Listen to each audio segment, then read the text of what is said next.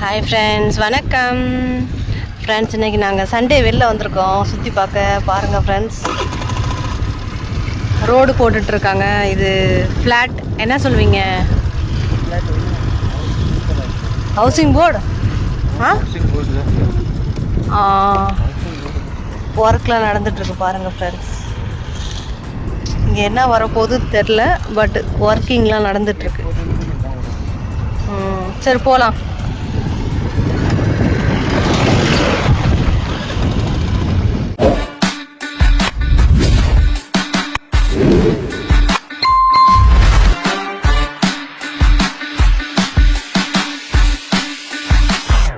Okay friends, வாங்க video continue பண்ணலாம். First வந்து ஃப்ரெண்ட்ஸ் பெட்ரோல் போட்டோம். பெட்ரோல் வந்து இப்போ 110 ரூபா 1 லிட்டர் சொல்லிட்டு இருந்தார் ரிஷப் டேடி. 1 லிட்டர் பெட்ரோல் போட்டு அங்கேருந்து கிளம்பி போனோம் ஃப்ரெண்ட்ஸ். ஈவினிங் வந்து ஒரு 4:30 இருக்கும். 4:30லேருந்து கொஞ்சம் வெயில் கொஞ்சம் கம்மியாயிரும் ஃப்ரெண்ட்ஸ். அதுக்கு முன்னாடி ஒன்லி வாட்டர், ஐஸ் வாட்டர், அதுக்கப்புறம் மோர், இந்த மாதிரி தான் ஃப்ரெண்ட்ஸ் குடித்தோம். வெயிலுக்கு ரொம்ப நல்லது ஃப்ரெண்ட்ஸ். ஆல்ரெடி பிளான் பண்ணியிருந்தோம் ஃப்ரெண்ட்ஸ், ஒரு கோயிலுக்கு போகணும்னு சொல்லிட்டு. இதுக்கு முன்னாடி வந்து ஒரு பார்க்குக்கு போனோம் ஃப்ரெண்ட்ஸ். பார்க்குக்கு போயிட்டு அங்கே தம்பி வந்து நல்லா விளையாட விட்டுட்டு, அதுக்கு பக்கத்துலேயே பார்க்கு பக்கத்துலேயே ஒரு கோயில் இருந்துச்சு ஃப்ரெண்ட்ஸ். அங்கே போகணுன்னு ரொம்ப நாள் ஆசை. ஆல்ரெடி போயிருந்தோம், பட்டு பார்க்கில் சுற்றி பார்த்துட்டு வரதுக்குள்ளே நைட் ஆகிடுச்சு ஃப்ரெண்ட்ஸ். அதனால் வந்து போக முடியல. ஸோ நெக்ஸ்ட் டைம் இந்த கோயிலுக்கு போகலான்னு சொல்லிட்டு விட்டுட்டோம். நாங்கள் போனது வந்து ஃப்ரெண்ட்ஸ் அமாவாசை அன்னைக்கு. இந்த கோயில் வந்து எங்கே இருக்குன்னா, தூத்துக்குடி மாவட்டம் பனையூர் அப்படிங்கிற இடத்துல வந்து இந்த கோயில் இருக்குது ஃப்ரெண்ட்ஸ். எனக்கு ரொம்ப பிடிச்சிருந்துச்சு. இது வந்து அந்த ஏரியாவில் இருக்கவங்களோட குலதெய்வ கோயில் நினைக்கிறேன். இசக்கி அம்மாள், இந்த சாமியோட பேர் வந்து இசக்கி அம்மன் அப்படின்னு சொல்கிறாங்க ஃப்ரெண்ட்ஸ். ஸோ ரொம்ப டிஃப்ரெண்ட்டாக இருந்துச்சு. நாங்கள் போய் பார்த்தோன்னா ரொம்ப டிஃப்ரெண்ட்டாக இருந்துச்சு. நீங்கள் பாருங்கள். இந்த கோயில் வந்து பனையூர் அப்படிங்கிற இடத்துல இருக்குது. இதுக்கு முன்னாடி நான் போனதே இல்லை ஃப்ரெண்ட்ஸ். ஃபஸ்ட் டைம் இந்த கோயிலுக்கு போனேன். பாருங்கள், ரொம்ப டிஃப்ரெண்ட்டாக இருக்குது. இந்த மாதிரி இதுக்கு முன்னாடி பார்த்ததில்ல. ஸோ அங்கே போயிட்டு நாங்கள் நல்லா சாமி கும்பிட்டோம் ஃப்ரெண்ட்ஸ். கோயில் மூடி தான் இருந்துச்சு, யாருமே இல்லை, நாங்கள் மட்டும்தான் இருந்தோம். மேலே வந்து ஸ்ரீ இரட்டை சுடலை சாமி ஆலயம் அப்படின்ட்டு என்னமோ எழுதிருந்துச்சு ஃப்ரெண்ட்ஸ். இங்கே பாருங்கள், டீட்டெயிலாக உங்களுக்கு தெரியும். ஸோ நல்லா சாமி கும்பிட்டு வந்தோம் ஃப்ரெண்ட்ஸ். அந்த கோயிலில் வந்து யாருமே இல்லை. கோயில் ஓப்பனாக தான் இருக்கும்னு நினச்சோம், பட்டு கோயில் வந்து க்ளோஸ் பண்ணியிருந்தாங்க ஃப்ரெண்ட்ஸ். 5:30 6 o'clock ஆகிடுச்சு, பட்டு கோயில் க்ளோஸாக தான் இருந்துச்சு. சாமி கும்பிட்டு வந்துட்டோம் ஃப்ரெண்ட்ஸ். பாருங்கள், சுற்றிலையும் மரம், செடி, கொடி சூப்பராக இருந்துச்சு. எனக்கு ரொம்ப பிடிச்சிருந்துச்சு. ஆலமரம், வேப்ப மரம், இந்த மாதிரி மரம் இருந்துச்சு ஃப்ரெண்ட்ஸ். அதுக்கப்புறம் நாங்கள் திருநீறு, சந்தனம், குங்குமம்லாம் பூசிட்டு, பாருங்கள் கோயில் க்ளோஸாக தான் இருக்குது.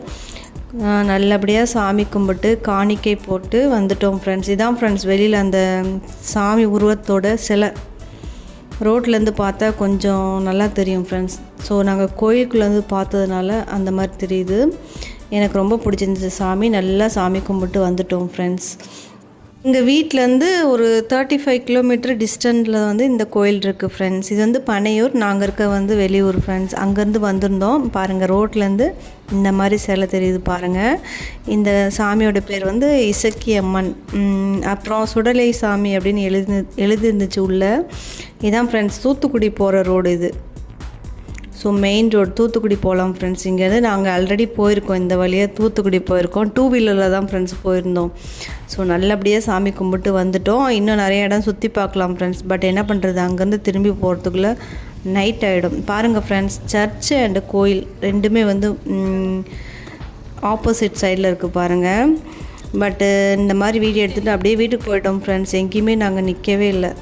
ஏதாவது சாப்பிட்றியான்னு சொன்னார். ஸோ சாப்பிட்லான்னு சொல்லிட்டு போனோம் ஃப்ரெண்ட்ஸ். அங்கே வந்து பப்ஸ் இருந்துச்சு. நீ பப்ஸ் பக்கமே பார்க்காத, உனக்கு ஃபுட் பாய்சன் ஆகிடும்னு சொல்லிட்டு பப்ஸ் வாங்கி கொடுக்கல. 2 பஜ்ஜி சாப்பிட்டேன் ஃப்ரெண்ட்ஸ். நான் ரிஷப் டேடி வந்து அவரும் பஜ்ஜி சாப்பிட்டாரு.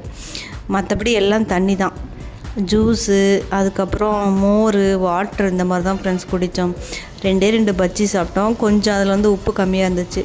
ஸோ எப்படியோ சாப்பிட்டு அங்கேருந்து கிளம்பிட்டோம் ஃப்ரெண்ட்ஸ். ஸோ நல்லா இருந்துச்சு, சூப்பராக வந்து சாமி கும்பிட்டோம் ஃப்ரெண்ட்ஸ். ரிஷப்க்கு வந்து கொஞ்சம் நைட் ஆக வந்து ஜில்லுன்னு காற்று வரும்ல ஃப்ரெண்ட்ஸ். அதனால் வந்து அவனுக்கு வந்து டவல் வந்து போற்றி விட்டேன். அவன் ஜாலியாக உட்காந்துருந்தான். ரிஷப் டாடி சொல்லுவார் ஃப்ரெண்ட்ஸ், அடுத்தவங்க கும்பிடுற குலதெய்வ கோயிலுக்கு வந்து நம்ம போகக்கூடாது அப்படின்னு சொல்லுவார் ஃப்ரெண்ட்ஸ். இது உண்மையாக பொய்யான்னு தெரில. பட் எனக்கு வந்து எல்லா கடவுளும் பிடிக்கும் ஃப்ரெண்ட்ஸ். எனக்கு வந்து இவங்க அவங்கன்னு நான் வந்து டிஃப்ரெண்ட் பார்க்க மாட்டேன். எல்லா சாமியும் எனக்கு ரொம்ப பிடிக்கும்னு சொல்லிட்டு நான் எல்லா சாமியும் கும்பிடுவேன் ஃப்ரெண்ட்ஸ். ரிஷப் டாடி அப்படி சொல்லுவார். ஏன் அப்படி சொல்லுவீங்கன்னு கேட்பேன். நீங்கள் வந்து சொல்லுங்கள் ஃப்ரெண்ட்ஸ், இது உண்மையாக பொய்யா அப்படின்னு நீங்கள் சொல்லுங்கள். உங்களுக்கு தெரிஞ்ச உங்களுடைய ஒப்பீனியன் சொல்லுங்கள். அதுக்கப்புறம் ஃப்ரெண்ட்ஸ் வீட்டுக்கு கிளம்பி போயிட்டோம். போனதுக்கப்புறம் மறுநாள் கேஸு தீர்ந்து போச்சு ஃப்ரெண்ட்ஸ். ஹெச்பி கேஸ் தான். எங்கள் ஊரில் கேஸ் கிடைக்கிறது ரொம்ப கஷ்டம் ஃப்ரெண்ட்ஸ். ஆல்ரெடி புக்கிங் பண்ணாலும் 2 நாளுக்கு அப்புறம் தான் ஃப்ரெண்ட்ஸ் கிடைக்கும். எப்படியோ ரிஷப் டாடி என்னென்னமோ சொல்லிவிட்டு அரேஞ்ச் பண்ணிட்டாரு கேஸு. வண்டியில் வந்து எக்ஸ்ட்ரா கேஸ் வந்துச்சுன்னா வாங்கிட்டு போங்கன்னு சொல்லியிருந்தாங்க ஃப்ரெண்ட்ஸ். ஸோ வாங்கிட்டு வந்துட்டார். இல்லைனா 2 நாள் வெயிட் பண்ணோம் ஃப்ரெண்ட்ஸ். அதுக்கப்புறம் இந்த பைப்பு பாருங்கள், இந்த மாதிரி டேமேஜ் ஆகிருந்துச்சு. கண்டிப்பாக இன்னொரு பைப் வாங்கிட்டு வாங்கன்னு சொல்லிட்டேன் நான். இது வந்து ஹெச்பி கேஸோட பைப்பாக என்னன்னு தெரில ஃப்ரெண்ட்ஸ். பார்த்தோன்னே எனக்கு வந்து பயம் வந்துருச்சு. கண்டிப்பாக இது சேஞ்ச் பண்ணணும் சொல்லியிருந்தேன். பாருங்கள் எப்படி இருக்குது பாருங்கள். இந்த மாதிரி இருந்துச்சுன்னா ஃப்ரெண்ட்ஸ் கண்டிப்பாக நீங்கள் வந்து கேஸோட பைப் வந்து கண்டிப்பாக சேஞ்ச் பண்ணிவிடுங்க. அதுக்கப்புறம் ஃப்ரெண்ட்ஸ் ஹெச்பி கேஸோட பைப் வாங்கிட்டு வந்திருந்தார். இது வந்து அட்டாச் பண்ணோம் ஃப்ரெண்ட்ஸ். இது கொஞ்சம் நல்லாயிருக்கு, சூப்பராக இருக்குது. இது வந்து நாங்கள் சிலிண்டரோட அட்டாச் பண்ணி இப்போ வந்து கேஸ் நல்லா யூஸ் பண்ணிகிட்ருக்கோம். கண்டிப்பாக வந்து ஃப்ரெண்ட்ஸ் கேஸ் யூஸ் பண்ணும்போது என்ன ஏதுன்னு சொல்லிட்டு அடிக்கடி செக் பண்ணுங்கள், சேஞ்ச் பண்ணுங்கள் ஃப்ரெண்ட்ஸ். இந்த மாதிரி கேஸோட பைப் வந்து கண்டிப்பாக சேஞ்ச் பண்ணிக்கிட்டே இருங்க. அப்போ தான் நம்மளுக்கு நல்லது, சேஃப்டியும் கூட. ஹெச்பி கேஸோட ரேட் வந்து இப்போ வந்து 1060 ரூபா சொல்லிட்டு இருந்தார் ரிஷப் டாடி. 1060 ரூபா. நாங்கள் ஆல்ரெடி எல்பிஜி கேஸும் யூஸ் பண்ணிகிட்ருக்கோம். அதோட பைப் ஒன்றும் சேஞ்ச் பண்ணல ஃப்ரெண்ட்ஸ். அதோட பைப்பும் வந்து செக் பண்ணிவிட்டு அதுவும் சேஞ்ச் பண்ணணும்.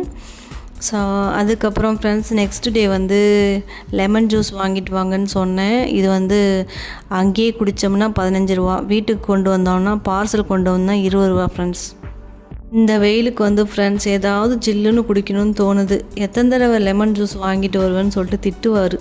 அப்படி வந்து ஃப்ரெண்ட்ஸ் வெயில் அதிகமாக இருக்குது, என்ன பண்ணுறது. இது வந்து 20 rupees lemon juice Rishabh daddy நானும் வந்து ஷேர் பண்ணி குடித்தோம். அதுக்கப்புறம் ஃப்ரெண்ட்ஸ் வெஜிடபிள்ஸ்லாம் கட் பண்ண ஆரம்பிச்சிட்டேன். புடலங்காய் உருளைக்கிழங்கு போட்டு என்ன சொல்கிறது பொரியல் மாதிரி செய்ய போகிறோம் ஃப்ரெண்ட்ஸ். அதுக்கப்புறம் சாம்பார். இதுதான் ஃப்ரெண்ட்ஸ் எங்களுடைய வீட்டு சமையல். லன்ச்சு ஃபுல் வீடியோ எடுக்கல ஃப்ரெண்ட்ஸ். வெஜிடபிள்ஸ் கட் பண்ணுறதோட வீடியோ முடிஞ்சிடும். ஓகே ஃப்ரெண்ட்ஸ், இந்த வீடியோ கண்டினியூஸாக பிடிச்சிருக்கும்னு நினைக்கிறேன். பிடிச்சிருந்துச்சுன்னா like, comment, share and subscribe பண்ணுங்கள்.